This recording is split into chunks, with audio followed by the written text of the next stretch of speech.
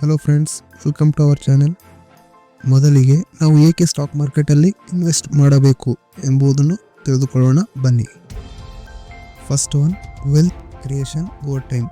ಅಂದರೆ ನಾವು ಸ್ಟಾಕ್ ಮಾರ್ಕೆಟಲ್ಲಿ ಶೇರ್ಸನ್ನು ಬೈ ಮಾಡಿ ಮತ್ತು ಹೋಲ್ಡ್ ಮಾಡಿ ಇಟ್ಟುಕೊಳ್ಳುವುದರಿಂದ ನಮ್ಮ ದೀರ್ಘಾವಧಿಯ ಸಂಪತ್ತನ್ನು ನಾವು ಹೆಚ್ಚಿಸಿಕೊಳ್ಳಬಹುದು. Beet inflation.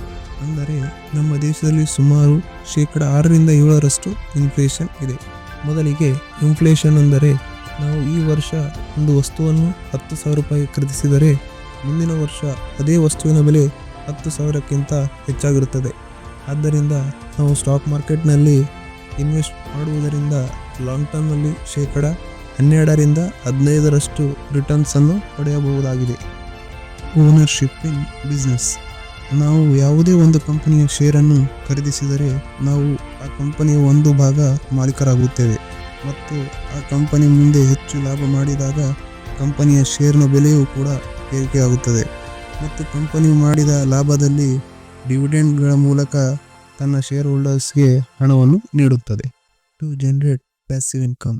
ನೀವು ನಿಮ್ಮ ಸಮಯ ಮತ್ತು ಶ್ರಮವನ್ನು ಉಪಯೋಗಿಸದೆ ನೀವು ಹೂಡಿಕೆ ಮಾಡಿದ ಹಣಕ್ಕೆ ರಿಟರ್ನ್ಸ್ ಹಾಗೂ ಡಿವಿಡೆಂಡ್ಗಳ ಮೂಲಕ ಹಣವನ್ನು ಗಳಿಸಬಹುದು.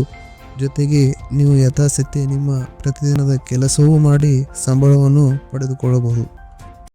Liquidity and flexibility.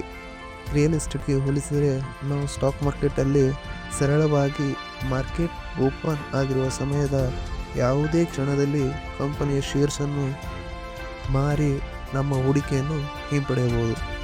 ಮತ್ತು ದೀರ್ಘಾವಧಿಯಲ್ಲಿ ಸ್ಟಾಕ್ ಮಾರ್ಕೆಟ್ನಲ್ಲಿ ಇನ್ವೆಸ್ಟ್ ಮಾಡುವ ಮೂಲಕ ನಾವು ರಿಯಲ್ ಎಸ್ಟೇಟ್, ಚಿನ್ನ ಮತ್ತು ಬ್ಯಾಂಕ್ FDಗಳಿಗಿಂತಲೂ ಹೆಚ್ಚಾಗಿ ರಿಟರ್ನ್ಸ್ ಅನ್ನು ಪಡೆಯಬಹುದು. ಅಲ್ಲದೆ ನಾವು ಸ್ಟಾಕ್ ಮಾರ್ಕೆಟ್ನಲ್ಲಿ ಅತಿ ಕಡಿಮೆ ಹಣದಿಂದಲೂ ಅಂದರೆ 100 ರೂಪಾಯಿಯಿಂದಲೂ ಕೂಡ ಇನ್ವೆಸ್ಟ್